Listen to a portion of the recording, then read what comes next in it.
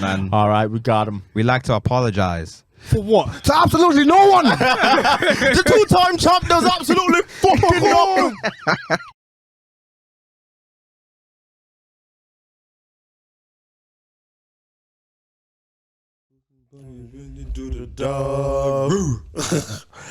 Made In Chafford podcast, episode 214. Yes. Quick intros again. Yes. Places to be, people to see. I am Two Dems, the real is back. The best member of Darks in Society. DK dancing, watch your back. I am Himi Neutron. Have to tell you every week to do your Googles. So do them. Yes, sir. Cole Sanusi, Don Cologne in the building, the one and only, aka Hollywood Cole. That's the only one I'm getting off today. Yeah, man. Episode 214. Let's get it. See my G45. Yes, sir. The G solid in my name, 45 silent. Come on.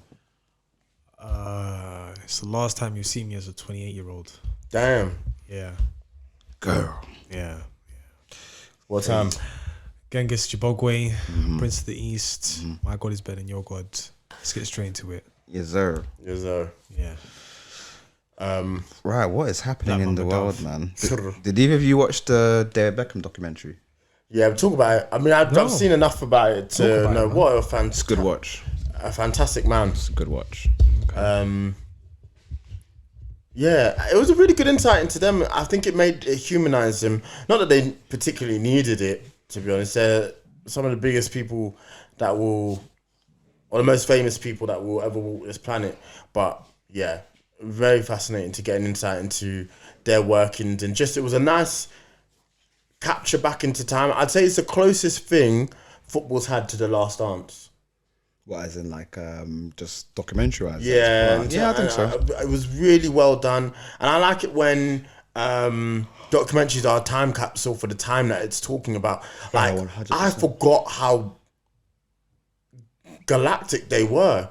You know, you kind of look over it, but the idea of the biggest and the best football player in the country getting with the most a Spice Girl, who at the time was the biggest girl group in the world, it wasn't conceivable. No. But, you know, what they came together and what they managed to create, I don't think we'll ever see it again. Yeah, that is right. Because if you really think about it, I mean, nobody.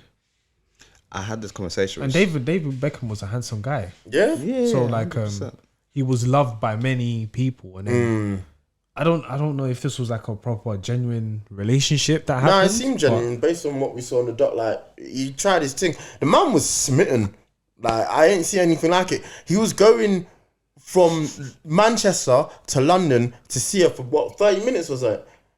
And then back to Manchester. And that's a long drive. I would do that. Yeah, I know, but that's how in love he was. I would do that. I'm doing it. I hear it. Can go jump on the PJ. Pull up. Was it? So he was driving. I thought he was on the train. Either way, it's a mad journey to be making. He would have drove. I'm sure. yeah, he Someone would have would've drove him. 100%. To just link for 30 minutes. That's crazy. Crazy. And I know their schedule back then was hectic. You know, Fergie was fuming. Gary Neville's got a shout out. Gary Neville was so funny, Expeditiously, please. Everything is a movie to him. I just The don't way know why explains he things. plays himself down. So Gary Neville will be like, "Oh, I was shit." No, you're one of the best right backs of all time. Please act like it. Have something about you. I really like him, but like, he also really gets on my nerves. Yeah. He's like that one friend that you love so much, but they're so annoying. Oh man. But he is like, but no, back to David Beckham. Like, when I was growing up, like, I mean, I'm sure it's most kids our generation. Like, Come on, he was the first football player I remember watching, and that Greece game was one of my first core English memories. Like, knowing that was the reason why we went to the World Cup. Watching him, like, he was built a different. decade before he left United. Well, he left United and obviously was winning all that stuff with Fergie. Was interesting to see from that perspective. Then obviously, I think when I started watching United, I only really got to see him for like 1, maybe 2 seasons. So when seeing how that relationship spiraled and him ended up going to Real Madrid was very interesting. Seeing just how he continually chased success, but also built like a platform to now be like one of the major like stakeholders in the MLS, making bare peas, signing Messi, creating a legacy there. Like, he's a really smart man when what this it's all said and really done. helped to showcase is how much of a baller he actually was. I think people Yeah, that gets lost in media and the way he presents himself, but that guy was different, He's a man. baller, man. What an incredible crosser of the ball, and just an incredible footballer all round. Like he was baller, man. great, and I think that gets lost. And that was also a really good showcase in it. And his mentality was top tier, yeah. because to come back after 98, a lot of people would have crumbled and should have crumbled. My man went on to win the treble, said, fuck that, I don't know what you man are on, but I'm closing out this millennium with a treble, so you guys can suck a dick. And to have that mentality, he was different. The fact that it was Simeone kills me, you know. I didn't actually know. I always knew that, and I was like, hate this man. I didn't know it Sorry, was say that again. Simeone. He's what? So David Beckham in the '98 World Cup, he got sent off in the quarterfinal or semi-final against Argentina because he kicked his leg up at this player, and the player kind of overreacted and fell down. You know how players play. Yeah. The player he kicked is this guy called Diego Simeone, who has gone on now to be like one of probably the best managers in our like time. He's not the best, but he's like maybe like top 10. Yeah. But he's done really well for himself. But his whole career managerially has been based on just being a shit house. So his team set up mad defensive. 4-4-2, one goal, park the bus, like 10 men in It's defense. nasty work. But he's on the touchline going crazy, like giving it, going mad. Yeah. But he was a guy back then who got David Beckham sent off and made him public enemy number one. And they interview him during the documentary, and he's talking about it, and they ask him, "Oh, do you think it was a red card?" And he's like, "Nah." Diego Simeone? Yeah. And it's like, yo, this guy, but he's just bare smiling. Like, but obviously he's like, he's Argentinian, isn't it? But he's like, no, like I just didn't think it was. I over exaggerated.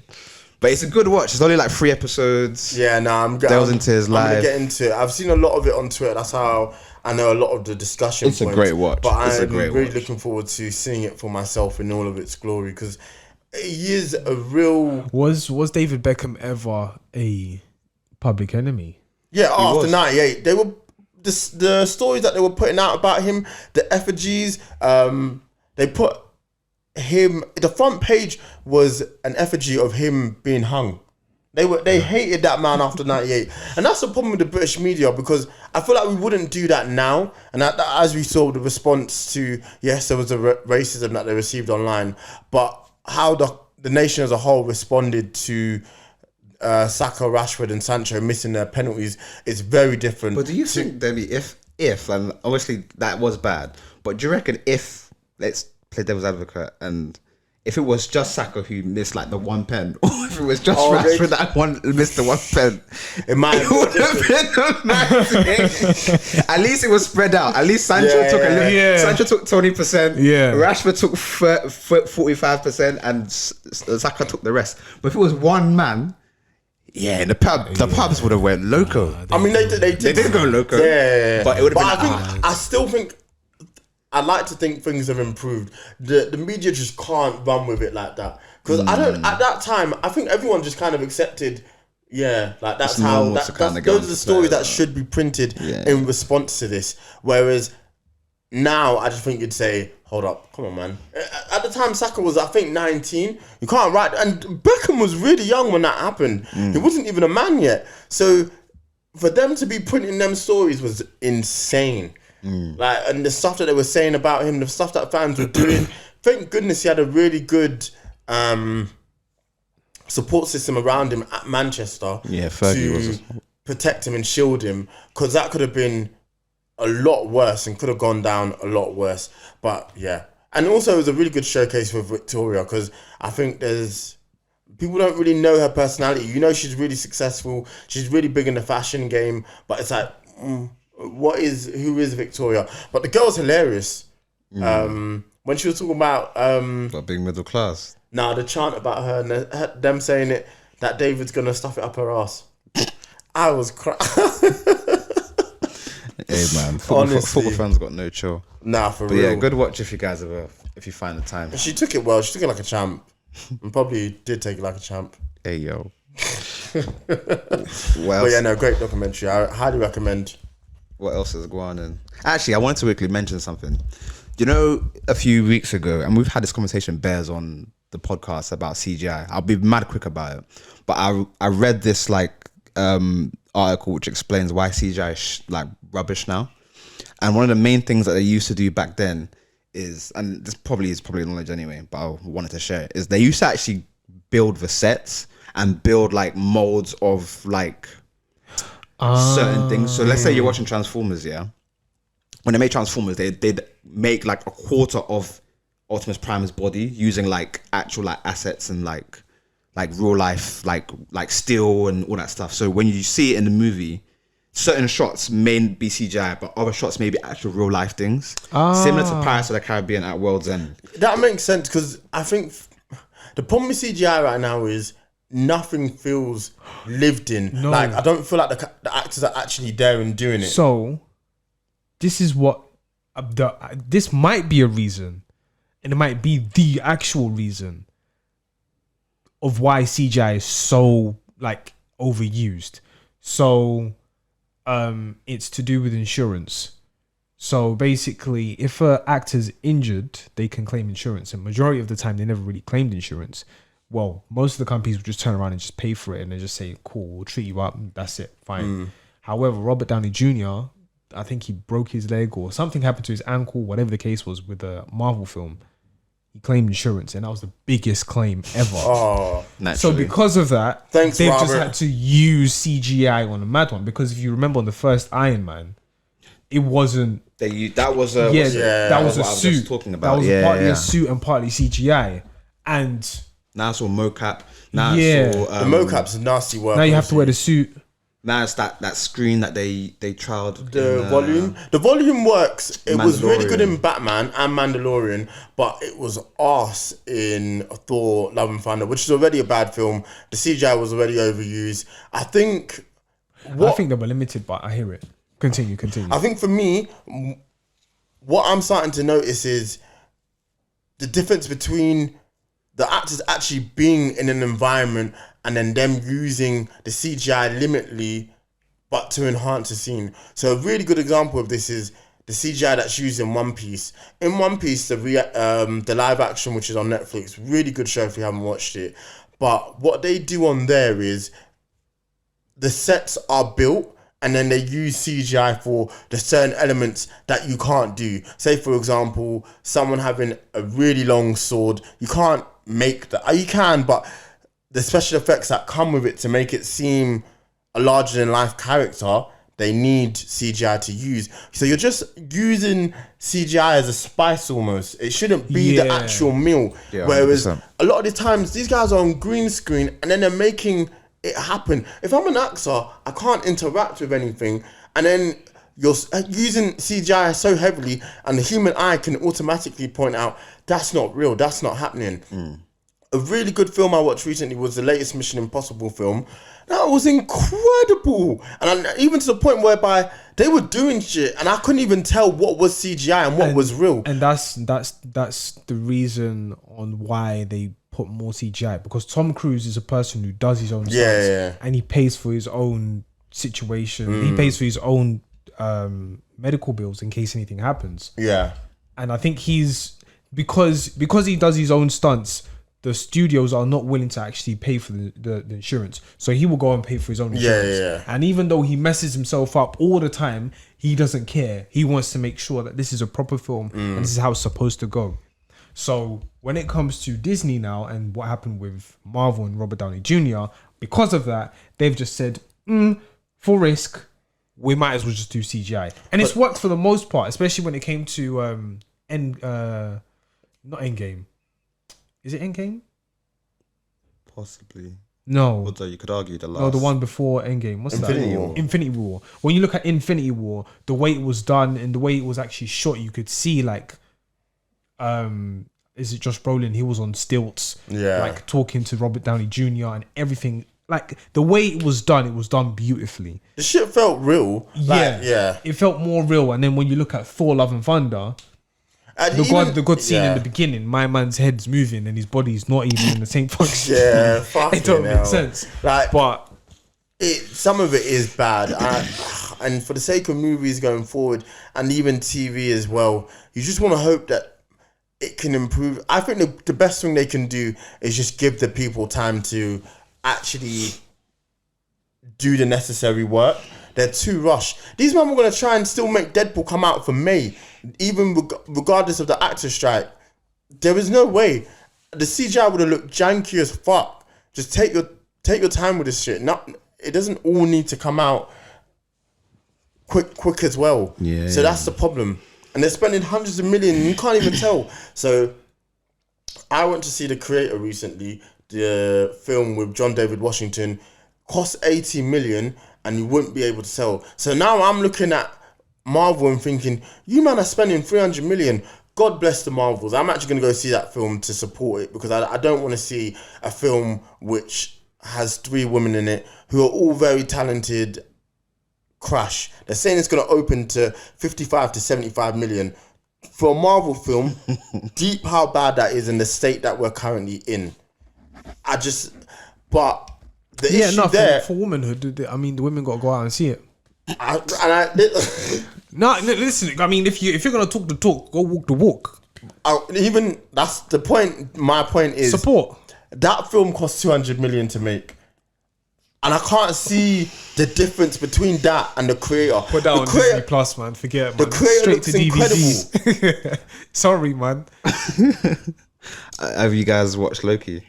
I'm 2 episodes in. I'm only 1 episode in. But I don't mind if you spoil it. What's going on? What's your thoughts so far? Are you gonna finish it? So I think so. Episode I've lost interest. 3. But I'll watch it. That's the latest episode. They see Jonathan Majors, who's acting as the character as Victor Timely. Dr. Timely. Victor Timely. Oh, okay. And it's extremely interesting because it's like, even though I don't know, it's almost disappointing, but it's interesting as well on how they've presented Victor Timely, because it's like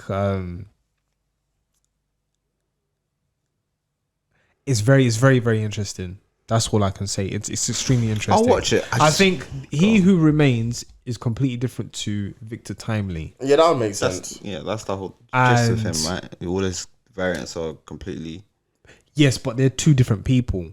But the way the story is set up, it's very confusing. Right. It's not very clear. He's not just making it hard for themselves at this point. It's very, very, very confusing. I can honestly tap out, and like I've been going in back a good way. It's confusing in a good way because it's like there's no way being confused can be good. It might land on his feet. How many episodes are there? There's 6, and they're not giving themselves enough time because these are really big ideas. No. But the end scene, like what? So you will see like how Miss Minutes is now involved in this whole entire episode, in a whole entire season, really and truly. But this season, like you will see how everything evolves, and this is really like I'm gripped because it's like, okay, this is going to be a proper situation, but because these times they're telling me that last episode was really important, and they were trying to act like it was as big a moment as a snap. I was like, no, it wasn't. So they corrected the timeline. The timeline obviously has been split in and off, and they chose to eradicate the timeline and make it one. Yeah, and they were acting like, oh my god, all of those lives, all of those people that died. Give a fuck. Like, you've not made me care about those potential lives that have been lost. The reason Infinity War Snap was so powerful was because the lives we saw being lost were people we'd spent years getting to know. Yeah. You fixing the timeline and then saying so many lives were lost. I don't know these people. Have at it. And please fix it. Like, let's make one timeline. It's too confusing anyway. Like, whose lives were lost? Who was it? We don't know. So I'm not invested. So you're not making... I don't care at this point. You're not making me care. You're not giving me reason to care. What's really important about that second episode was the fact that they went and deleted all the splinters of time to basically correct it into that one exact timeline. Yeah. So then now, not every single timeline is actually deleted. But bro, however, they've still put it in a situation where there's the one timeline. So then now we have to evolve back into that one situation. When you look at the third episode, you'll be like, why did they do that? But then you'll be like, okay, cool. I'm still excited to see the next episodes. I'm just watching Gen V at this point. They're cooking. I wasn't too sure about the first... You know how Amazon will drop the first 3 episodes of their shows. But what I've seen with Gen V, I've been very impressed. I'm enjoying that. How many eps in total? I don't know. I think they'll probably give it about 10 in the end, because what they normally give the boys 10, and it's a boys spin-off.